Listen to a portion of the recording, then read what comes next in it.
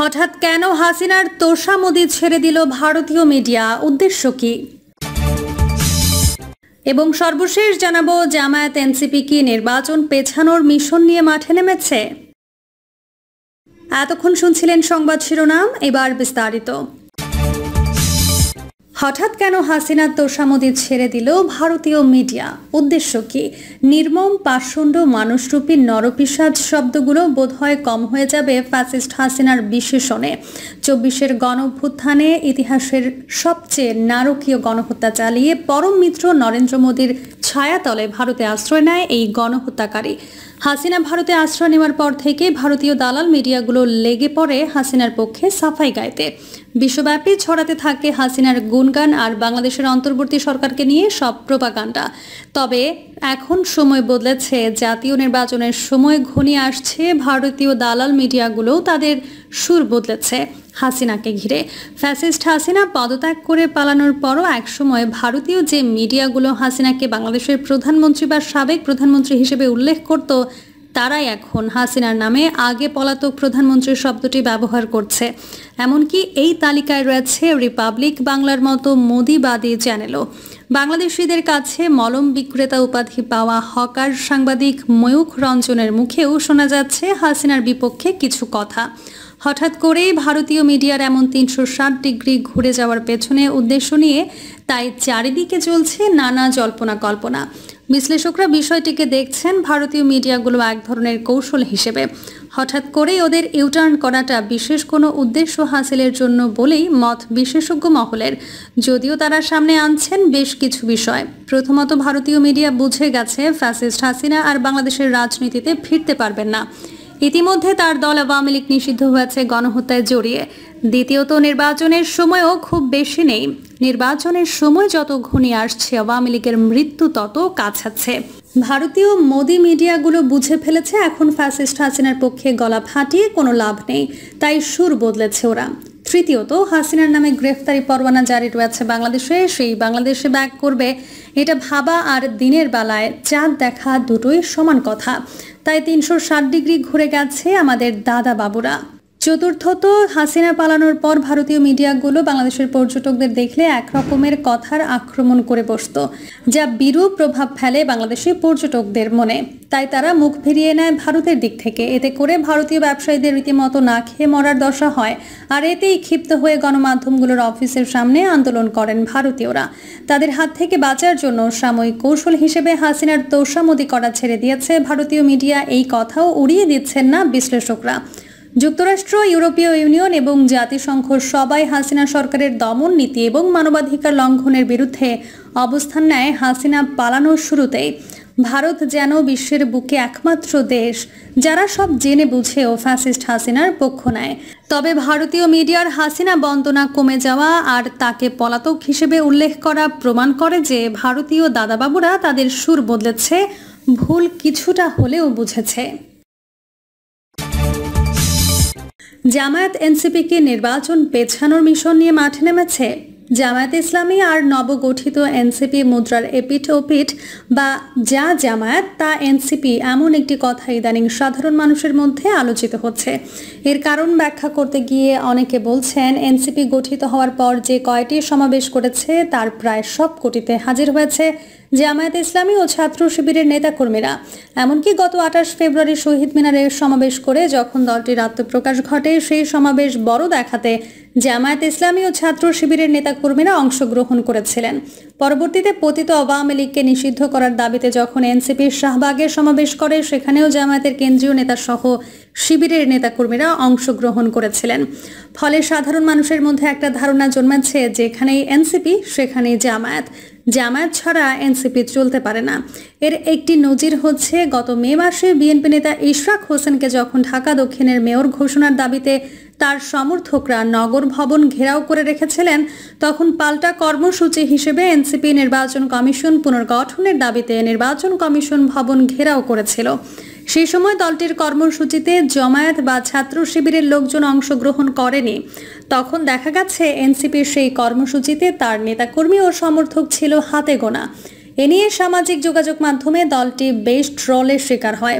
কর্মসূচির ছবি দিয়ে কেউ কেউ বলেছেন 1 থেকে 150 লোকের সমাবেশ হয়েছে। এর মধ্যে প্রায় অর্ধেকই বিভিন্ন গণমাধ্যম কর্মী এবং ইউটিউবার রয়েছে। এ থেকে জনমনে এই ধারণা জন্মায় জামায়াতের সহযোগিতা করলে দলটির সমাবেশ বড় হয়, সহযোগিতা না করলে ছোট হয়। অন্যদিকে বিভিন্ন সময়ে কথা উঠেছে এনসিপি দলটির বিভিন্ন কমিটিতেও জামায়াতের সমর্থক ও লোকজন রয়েছে। এতে কেউ দলটিকে জামায়াতের বি টিম বলে থাকেন।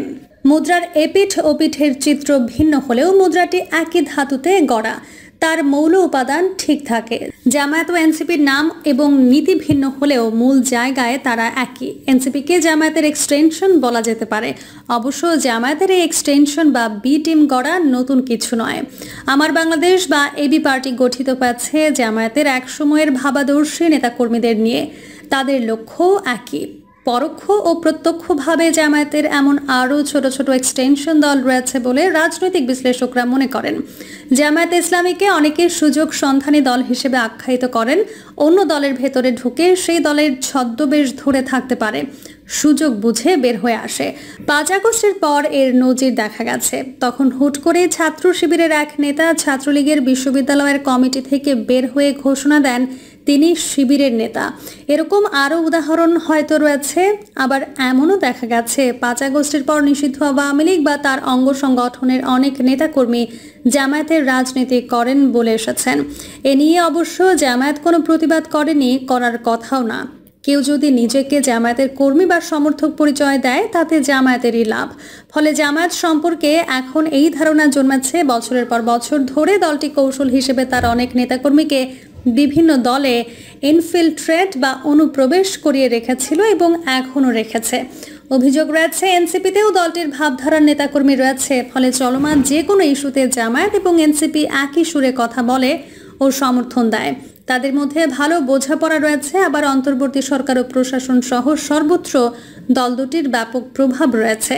5 আগস্ট হাসিনার পতনের পর সাংবাদিকদের সাথে কথা বলতে গিয়ে জামায়াতের আমির বলেছিলেন, এই সরকারের ওপর আমাদের প্রভাব রয়েছে। পরবর্তীতে তাই দেখা গেছে।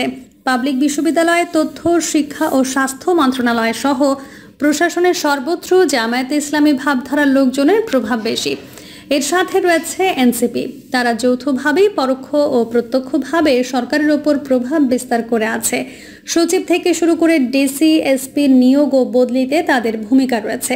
আবার অন্তর্বর্তী সরকারের বিরুদ্ধে এই অভিযোগ উঠেছে, সে এনসিপিকে বেশি অগ্রাধিকার দেয়। কেউ কেউ এনসিপিকে অন্তর্বর্তী সরকারের দলও মনে করেন। কারণ বিএনপি সহ বড় দলগুলো যেখানে প্রধান উপদেষ্টা ডক্টর মোহাম্মদ ইউনূসের সাথে দেখা করার সময় চেয়েও সুযোগ পান না, কিংবা কোনো দল তার বাসভবন যমুনার সামনে হুট করে গিয়ে সমাবেশ করতে পারে না, সেখানে এনসিপি নেতারা সহজেই তার দেখা পান এবং যখন তখন দাবি দাওয়া নিয়ে যমুনা অবরুদ্ধ করে সমাবেশ করতে পারেন। এ থেকে বুঝতে অসুবিধা হয় না এনসিপির প্রতি অন্তর্বর্তী সরকারের পরোক্ষ ও প্রত্যক্ষ সমর্থন রয়েছে। কেউ কেউ বলেন এনসিপি সরকারের ছায়া রাজনৈতিক দল আর জামায়াত এনসিপির পেছনের শক্তি। এই দুই দলই এখন মূলত মুদ্রার এপিঠ ওপিঠ হয়ে পরোক্ষ প্রত্যক্ষভাবে ক্ষমতা উপভোগ করছে। জামায়াতের বেলায় বলা হচ্ছে স্বাধীনতার পর সে কখনো এতটা ক্ষমতা উপভোগ করেনি। অন্যদিকে এনসিপির শীর্ষ নেতারা ক্ষমতা উপভোগ করতে করতেই রাজনৈতিক দল গঠন করেছেন। এই দল গঠনে পরোক্ষভাবে সরকারেরও সহযোগিতা রয়েছে। এই দুই দল যখন ক্ষমতা উপভোগ করছে তখন নির্বাচন দ্রুত হোক তা চাইবে কেন? নির্বাচন হলে তো তাদের ক্ষমতায় আসার সম্ভাবনা যেমন খুবই কম, তেমনি ক্ষমতা উপভোগ করার সুযোগও তাদের হাতছাড়া হয়ে যাবে। ফলে যতদিন পারা যায় নির্বাচন পিছিয়ে ক্ষমতা উপভোগ করা যায় ততদিন অনির্বাচিত সরকারই তাদের জন্য ভালো। এটা গণতন্ত্র এবং গণতান্ত্রিক শাসন ব্যবস্থার পরিপন্থী। 5 আগস্ট ফ্যাসিস্ট হাসিনার পতনের পর আমরা যদি জামায়াতে ইসলামী ও পরবর্তীতে এনসিপির রাজনৈতিক কার্যক্রম দেখি, সেখানে অনেক অসঙ্গতি দেখতে পাই। হাসিনার পতনের পর জামায়াতে ইসলামের পক্ষ থেকে আওয়ামী লীগকে ক্ষমা করে দিয়েছি, বারবার ফ্যাসিস্ট বলতে ভালো লাগে না ইত্যাদি কথাবার্তা দলটিকে সমালোচনার মুখে ফেলে। মুক্তিযুদ্ধে তাদের ভূমিকা নিয়েও স্পষ্ট উত্তর দিতে পারেনি, যদির মধ্যে আটকে আছে। দলটি 24-এর গণঅভ্যুত্থানকে নতুন স্বাধীনতা বা দেশ প্রথম স্বাধীন হয়েছে এমন ভাব নিয়ে 71কে আড়াল করার এক ধরনের প্রবণতা দেখায়।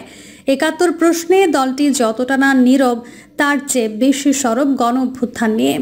71কে এড়িয়ে 24-এর গণঅভ্যুত্থান নিয়ে দলটির এই সরব হওয়া অনেকের কাছে দৃষ্টিকটু ঠেকেছে। এনসিপি ৭১কে যেমন ধারণ করেছে তেমনই ২৪কেও ধারণ করেছে। প্রিয় দর্শক, এই ছিল এখনকার সর্বশেষ সংবাদ।